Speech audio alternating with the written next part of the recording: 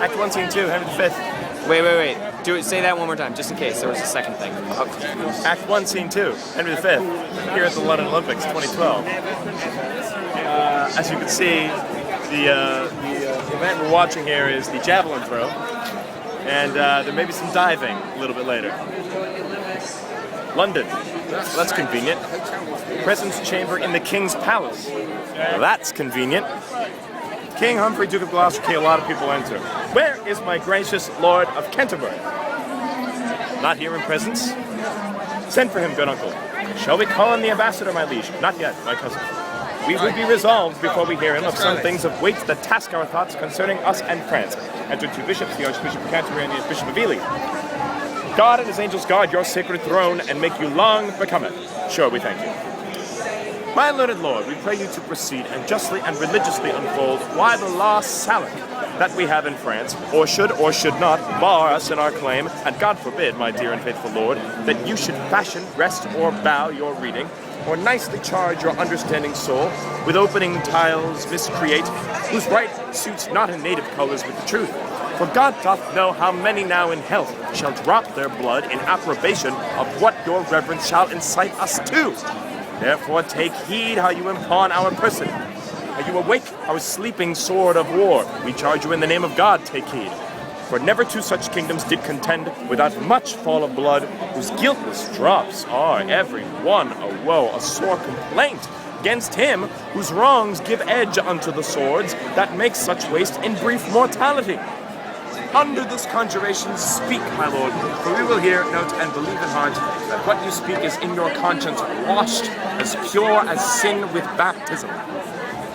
Then hear me, gracious sovereign, and your peers that owe yourselves your lives and services to this imperial throne. There is no bar to make against your highness claim to France, but this, which they produce from Pharamond.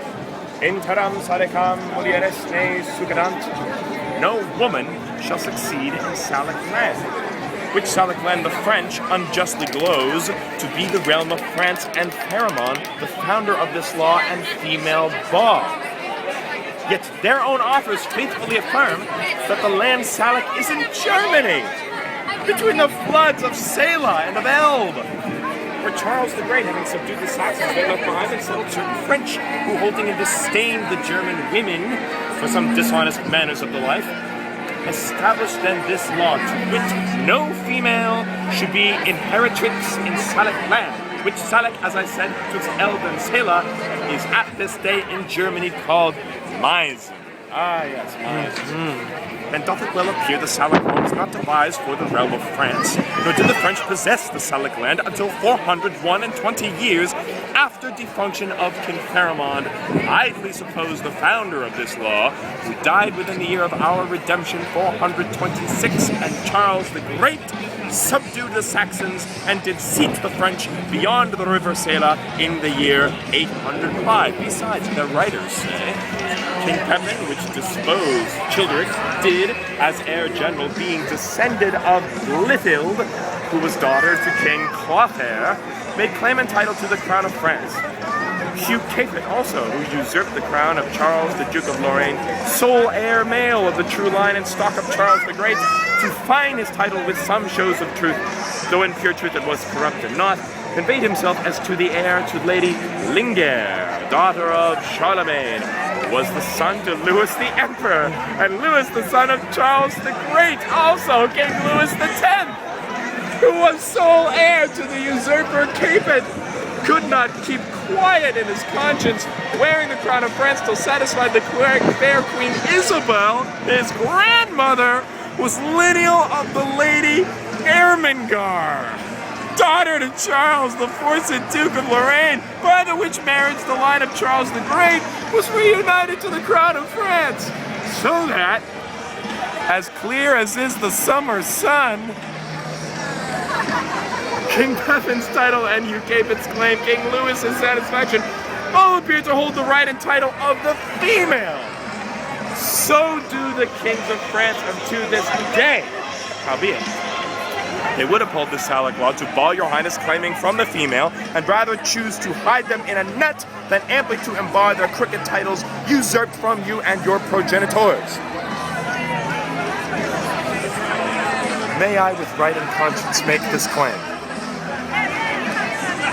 The sin upon my head, dread sovereign, for in the book of Numbers it is writ, when the man dies, let the inheritance descend unto the daughter. Gracious Lord, stand for your own, unwind your bloody flag, look back into your mighty ancestors, go, my dread lord, to your great-grandsire's tomb, from whom you claim, invoke his warlike spirit, and your great uncles Edward the Black Prince, who the French ground played a tragedy, making defeat on the full power of France, whilst his most mighty father on a hill stood smiling to behold his lion's whelp forage in blood of French nobility. O noble English that could entertain with half their forces the full pride of France, and let another half stand laughing by, all out of work and cold for action. Awake remembrance of these valiant dead, and with your puissant arms renew their feats. You are their heir, you sit upon their throne. The blood and courage that renowned them runs in your veins, and my thrice puissant liege is in the very May morn of his youth, ripe for exploits and mighty enterprises. Your brother kings and monarchs of the earth do all expect that you should rouse yourself, as did the former lions of your blood. They know your grace hath cause and means and might, so hath your highness, ever king of England, had nobles richer and more loyal subjects, whose hearts have left their bodies here in England, and lie pavilion in the fields of France. Oh, let their bodies follow, my dear liege, with blood and sword and fire to win your right. In aid whereof, we of the spirituality will raise your highness such a mighty sum as never did the clergy at one time begin to any of your ancestors. We must not only arm to invade the French, but lay down our proportions to defend against the Scot, who will make road upon us with all advantages.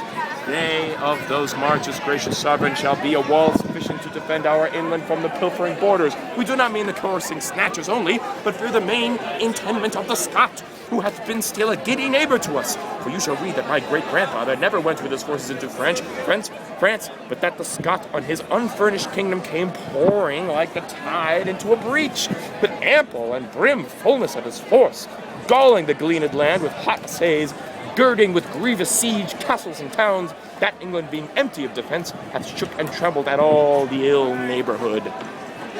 She hath been then more feared than harmed, my liege, for hear her but exampled by herself, when all her chivalry hath been in France, and she a mourning widow of her nobles, she hath herself not only well defended, but taken and impounded as a stray the King of Scots, whom she did send to France to fill King Edward's fame with prisoner kings, and make her chronicle as rich with praise as is the ooze and bottom of the sea with sunken rack and sunless treasuries.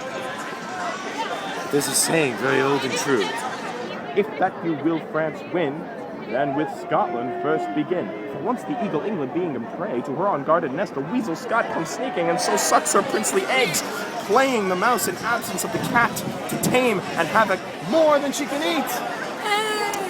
I lost my voice. But that was very impressive. Congratulations. Hey, well, thank you very much. High five on that one. High five. Alrighty. Have fun. Thank you. It follows then the cat should stay at home. Yet that is but a crushed necessity, since we have locks to safeguard necessaries and pretty traps to catch the pretty thieves, while that the arm in hand doth fight abroad, the advised that he defends itself at home. For government, though high and low and lower, put into parts doth keep in one consent, congreeing in a full and natural close, like music. Therefore, how doth heaven divide the state of man in diverse functions, setting endeavor and continual motion, to which is fixed as an aim or but, obedience, for so work the honeybees, creatures that by rule in nature teach the act of order to a people's kingdom. They have a king and officers of sorts, where some like magistrates correct at home, others like merchants venture trade abroad. Others like soldiers, armed in their stings, make boot upon the summer's velvet buds, which pillage they with merry march bring home to a tent royal of their emperor, who busied in his majesty surveys the singing masons building roofs of gold, the civil citizens kneading up the honey, the poor mechanic porters crowding in, their heavy burdens at his narrow gate, the sad-eyed justice with his surly hum, delivering o'er to executors pale the lazy yawning drone. Has anyone ever read this speech before? I this infer that many things having full reference to one consent may work contrariously, as many arrows lucid several ways. come to one mark, as many ways meet in one town, as many fresh streams meet in one salt sea, as many lines close in the dial's center, so may 1,000 actions once afoot end in one purpose, like that scene from Star Wars, and be all well born without defeat. Therefore, to France, by liege, divide your happy England into 4, whereof you take 1/4 into France, and you withal shall make all Galia shake. If we with thrice such powers left at home cannot defend our own doors from the dog, let us be worried, and our nation lose the name of haughtiness and policy. Call in the messengers sent from the Dauphin.